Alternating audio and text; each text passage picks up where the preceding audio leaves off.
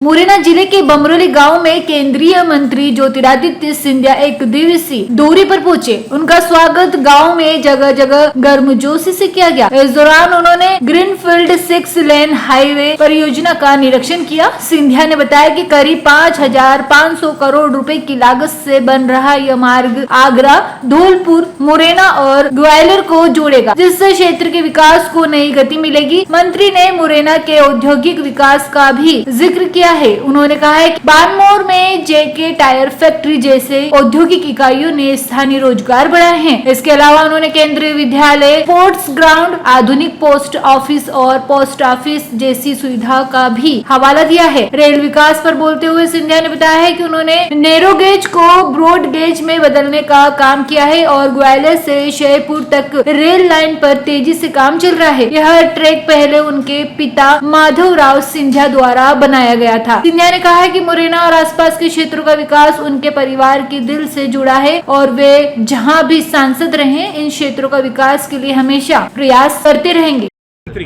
ज्योतिरादित्य सिंधिया मुरैना को क्या आयाम देना चाहते हैं? मैंने पूरा विश्लेषण आपके समक्ष किया है।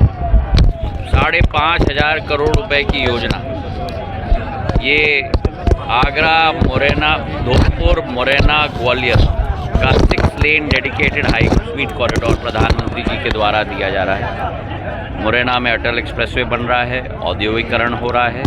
मेरे पूज्य पिताजी ने भी बामोर में एक औद्योगिक संयंत्र लगवाया था, जहां चीएट की फैक्ट्री, जेके टायर की फैक्ट्री सब लगी है। केंद्रीय विद्यालय यहाँ दिलवाया, स्पोर्ट्स का ग्राउंड मुरैना में दिलवाया।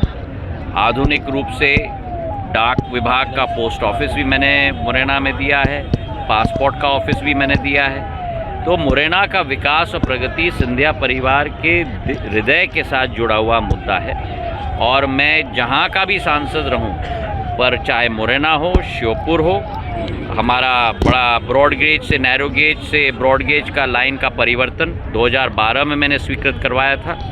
ग्वालियर से मुरैना से होते हुए श्योपुर तक और श्योपुर से कोटा तक उसका काम भी बहुत विस्तृत और जल्द तरीके से हो रहा है।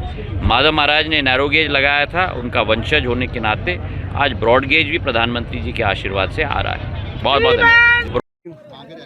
बमरोली हाईवे निकल रहा है, क्या आपको फायदा होगा इससे? फायदा का है, का फायदा ही कछु नहीं।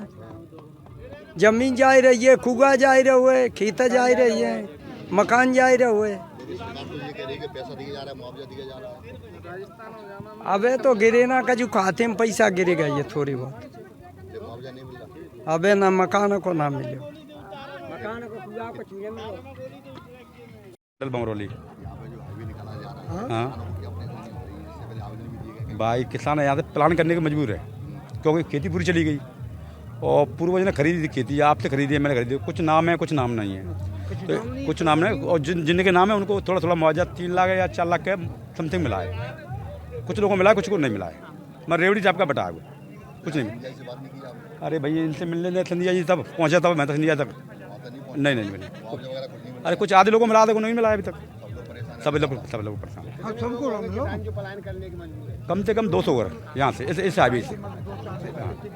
इससे फायदा नहीं कुछ हाईवे को, किसान उद्योगपतियों को और लोगों को फायदा है, नेताओं को फायदा है, किसानों को क्या फायदा है इस हाईवे से? क्या फायदा है किसान को?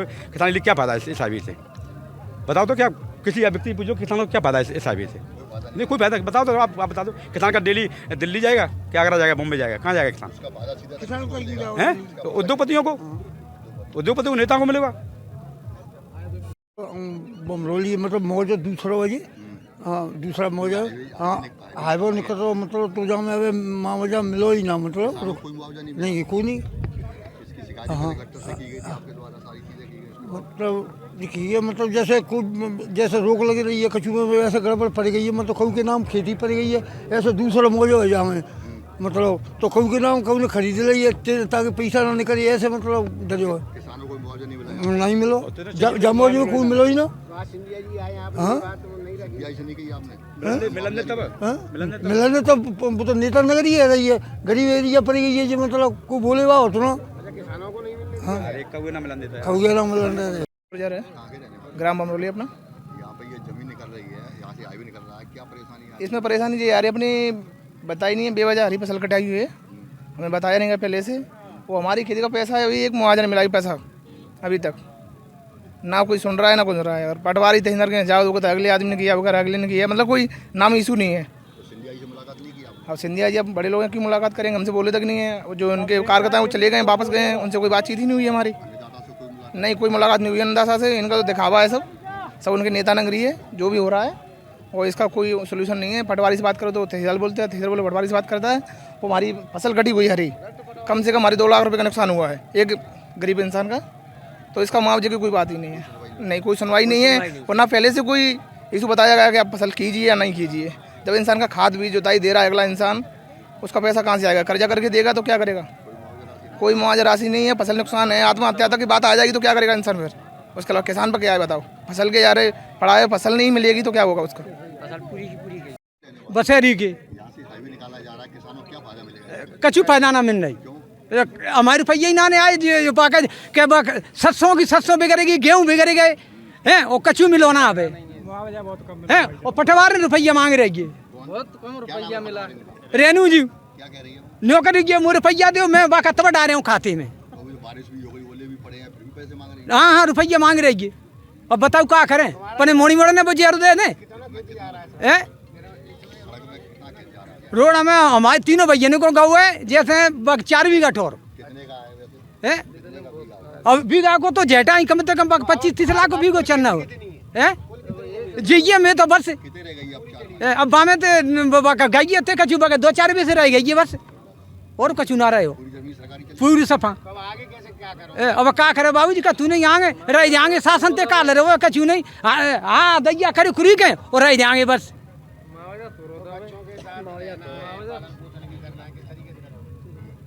परिवारों को भरोसा कैसे करोगे जब तुम्हारी जमीन चली गई? कैसे बच्चों को खिलाओगे? मंजूरी करेंगे और क्या हो तुम होने की। मुरैना से देवेंद्र सिंह राजपूत की रिपोर्ट।